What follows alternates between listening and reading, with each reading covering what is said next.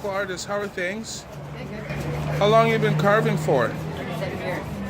Wow, that's a very long time. You enjoy carving? Yeah. How long have you been carving in the downtown east side for? Probably 24. Oh, so you've sold most of your art down here in Gastown and everything. First was on Robson.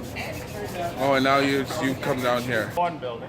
Yes. One of the oldest buildings on Cordova Street was built shortly after the fire. And for many years, it housed one of our city's oldest antique stores, Salmagundi West. In the basement of that store, there lay a vault.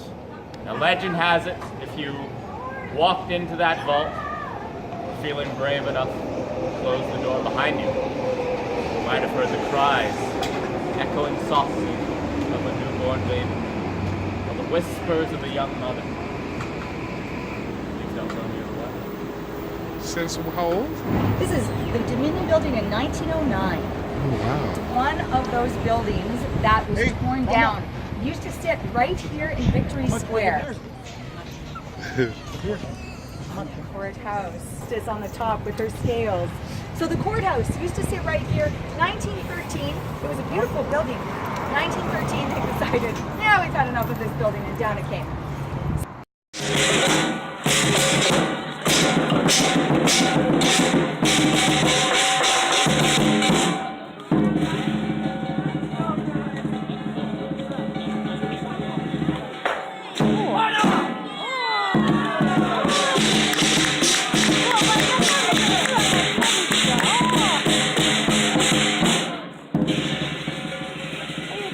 There was a breezeway.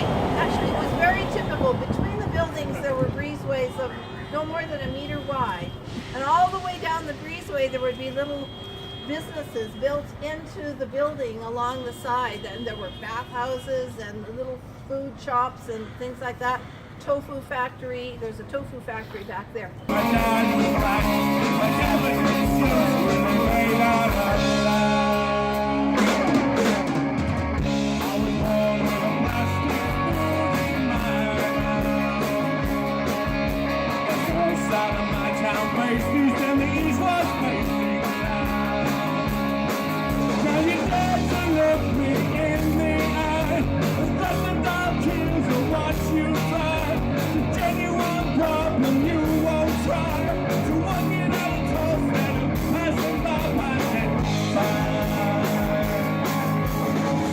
Probably to the 1890s. I've never been up there, so I'm not sure. You have to look at exactly what kind of lumber it was built from and how it was planed and all that stuff.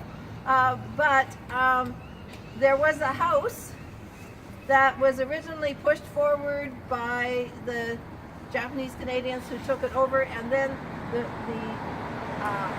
department store was built around it. They're not going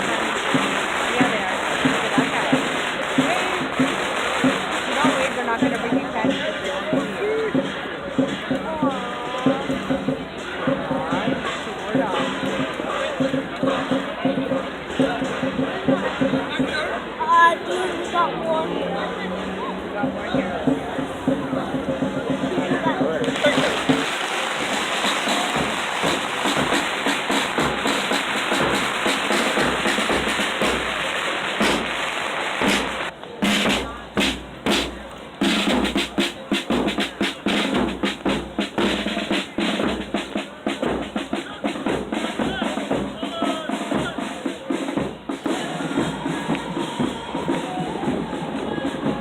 Right now I'm speaking to one of the local Chinese members of the community who's been here his family's been here for almost a century. Can you tell me a little bit about your past? You said that you came here in 1954? Yes, sir. And then you had family members that came before that? Yeah, $500 head. They had to pay head taxes? Yeah, $500. $500 just to work Hey, here? lots of money. Not too money. My father, lots of money. You had lots Work of for 5 money? years. So now today, after they had the repatriation, do you feel proud that they forgave you? Yeah, but before 1954, I come to Canada, still have my life. I feel you. Okay, thank you. Yeah.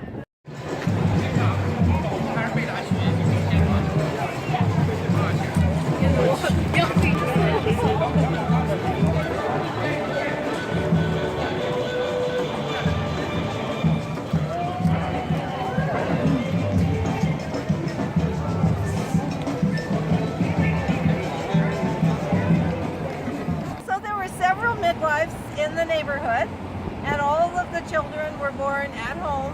The midwives would go out, and just down at the end of this block, well actually there was one here too.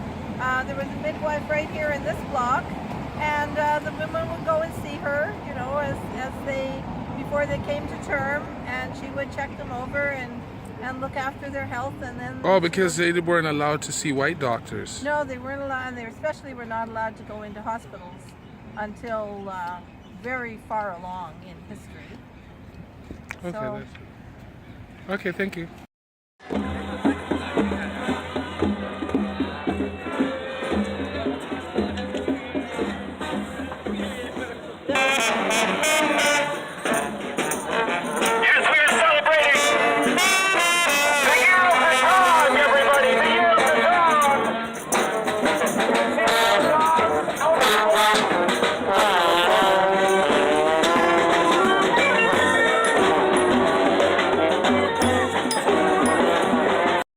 But kept the belief that this Canada, this Vancouver, had not only room for them,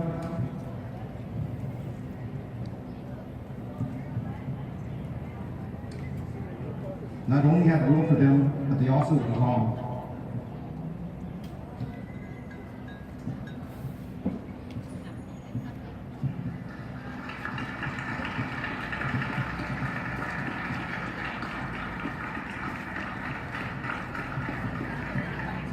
I want to give a special thank you to the veterans and the seniors. You see them up front today.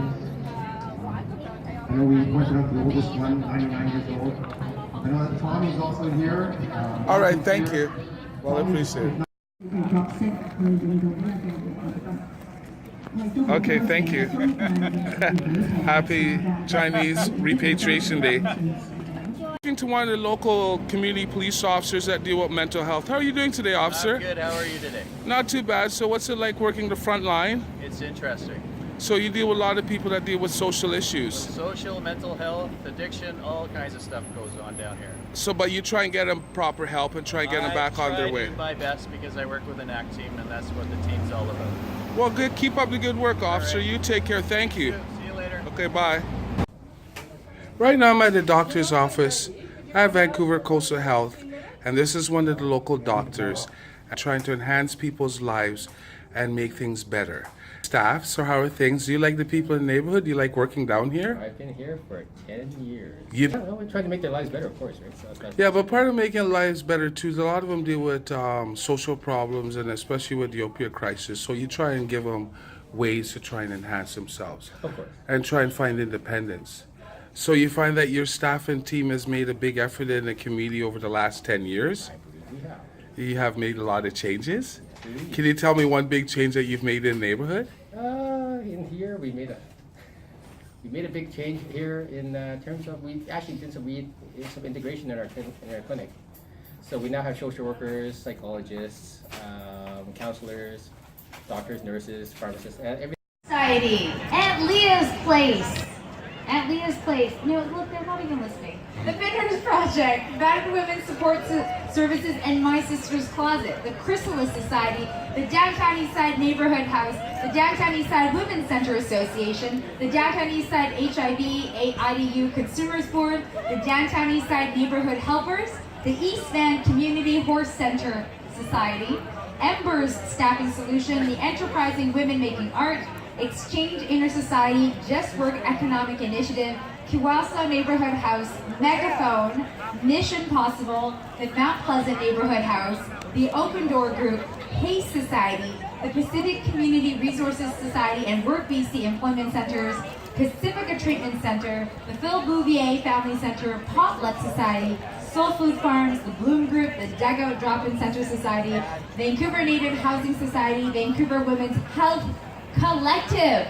My goodness, that was a long list to go through. Hi, right now I'm speaking to Andrew, which is one of the locals, and he's a binner, and he was also at 420, and they love picking up and cleaning up after people. Can you tell me how much you enjoy working the downtown east side in the binning department? Well, I mean, it's something to do. It's a job at least. It's a way of earning extra income. And it's also doing something that's useful, you know, for the environment and socially useful. It also destigmatizes binners and the work that they do. Plus, you're also giving back to the community too, right? Definitely. Yeah. It is different. Well, I'd say from my past experience working as a bartender, the binners is totally different. It's totally different. Yeah. Hold on. Well, for me, is I have different opportunities. It's not like working in the bar. I'm working with the people, and having the opportunity to help some people work, get job and employment is very. Hey, how are you guys doing today? We're doing well. You guys are working? That's what we're doing. Yeah, well, it's nice to see that you guys are making a difference in the community. Keep up the good work, guys. Have a nice day. Thank you.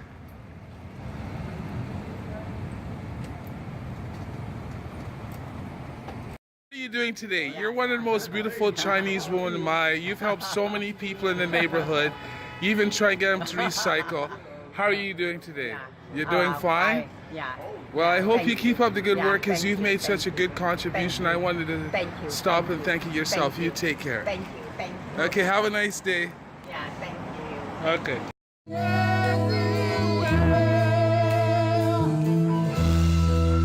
Just a city boy, born and raised in Detroit. She took the midnight train, going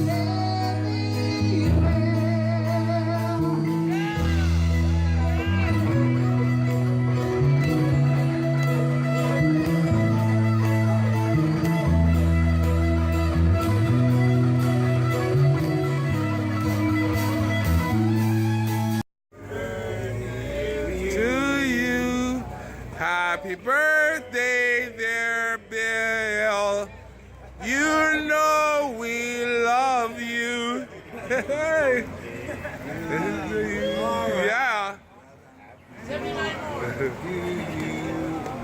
you when I'm near, and you'll say you love me, say you need me, and I'll say it right back. Believe me, when I get there, if I get better.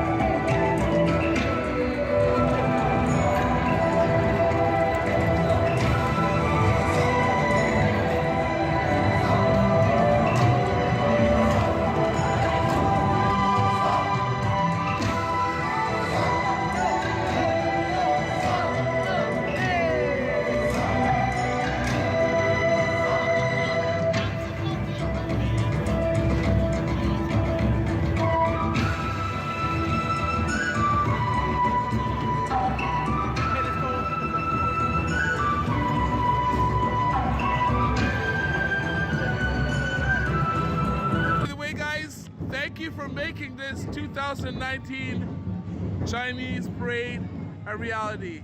Thanks for helping out, guys. I hope you guys have a positive new year.